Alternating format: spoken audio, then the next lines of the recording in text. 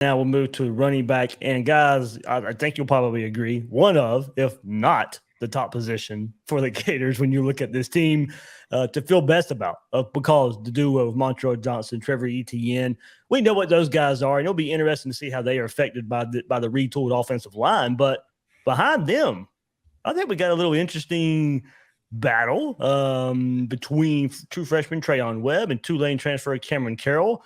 And still looking at Carroll, I think he can carry the short yardage back role for the Gators and become a key piece in the rotation. Brings plenty of experience with him. So 3 backs with experience. And then Trayon Webb, early enrollee, will get his first taste of college football this spring. And he should get carries this spring. The staff, as a staff, can learn what they have in him as a true freshman. Can he adapt fast enough to become an integral part of the offense like ETN did last season? That may not be a fair question. I mean, because look at the Florida and the running back right now. 2 proven backs with Johnson and ETN. And while he has to transition from the AAC to the SEC, Carroll provides plenty of experience and production coming from Tulane. So there may not be as much as an opportunity for Trayon Webb like ETN had last year. Now, there were a ton of running backs on the roster last year, but he passed those guys up. We were still questioning what is Lorenzo Lingard, or who is Lorenzo Lingard, who is DeMarcus Bowman. Those guys end up not contributing all that much. And then Naquan Wright gets passed up as well. There are more established running backs for the running back room right now. So it may not be as easy for Trayon Webb as an early enrollee and a true freshman to break through like Trevor Etienne did last year. Yeah, ETN absolutely messed this thing up for Trayon Webb because the expectations are going to be sky high for this guy coming in. And he was a great running back at Trinity Christian, certainly comes in, that Webb name. He's got some Florida ties and everything that we're familiar with. But with ETN, I think people are just, the way Johnson and ETN just seamlessly took over last year, people are going to be, oh, well, Webb must be great too. Billy's got that position under control, no problem.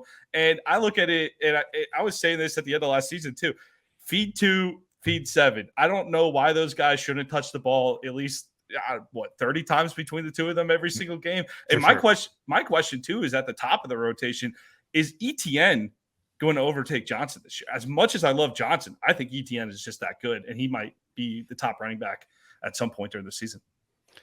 Yeah, I think it's interesting though. If you look at last year, Naquan Wright was clearly more inefficient than the other guys, which is why Johnson and Etienne took over towards the end of the year. But Napier clearly wanted 3 running backs in that rotation. That's one of the reasons.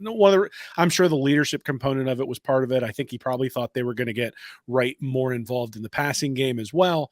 But still, I mean, Wright was the guy starting the games, and then they wound up with Johnson and Etienne just taking over 3, 4, 5 games in.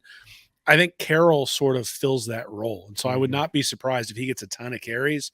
And Webb is going to have to contribute on special teams. Like, this is one of the things that I think Napier has emphasized in the past at pass stops, is making sure, they don't call it special teams coordinator. They call it the game changer coordinator. Last year that was true, but it was in the opposite direction. They're going to have to sort of fix that.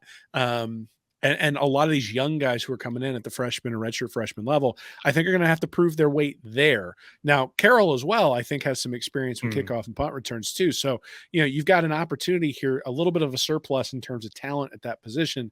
Can you then utilize those skill players someplace else? Can you put them on punt returns, pick them up, put them on kick returns, get something out of it? So last year, ETN returned a lot of kickoffs, had some pretty successful kickoffs. I'm not sure you want to expose him to that this year if you're going to lean on him, especially if, like you mentioned, Nick, if he passes Johnson in the lineup and all of a sudden is your true starting bell cow running back. So I would look for one of these guys to really take over that role that ETN has had on kickoffs on special teams and probably contribute there. So you talk about Webb breaking in. I think one of the places he's going to be able to break in is going to be special teams and then pass protection. That's always the question when it comes to a freshman running back coming in, is can he pick up the schemes to a point where he's able to protect? And look, I mean, Richardson bailed out the offensive line and the running backs quite a bit last year. When blocks were missed, he was able to get around that corner, especially on the bootlegs where the defensive end didn't bite. He was able to beat him to the outside. Yeah. Graham Mertz and Jack Miller aren't going to be able to beat him out to the outside.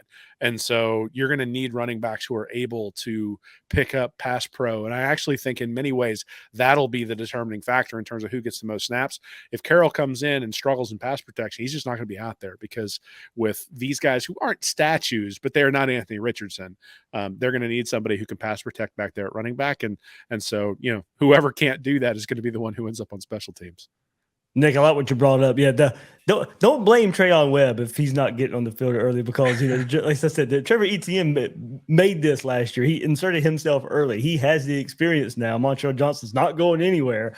And then, like I said, bringing Carroll in. I mean, there are truly 3 backs in front of him. He'd have to be a really, really special player to come in right away and I think start garnering carries. But hey, he should be getting plenty this spring. As I said, I think you want to figure out what you have in him and how quickly he can acclimate himself to this, because injuries happen as well. We saw it last year with Florida in the running back spot. So definitely want to get Trayon Webb as many reps as he can this spring. And like I said, we know what Johnson is. We know what ETN is.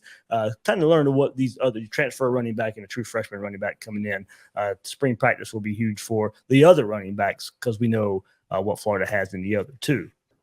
Want more Gators Breakdown? Join Gators Breakdown Plus. Starting at $3 a month. Get access to unique episodes, plus a blog, chat room, giveaways, shout-outs, and more. Gators Breakdown Plus is furthering the interaction with fans and listeners like you.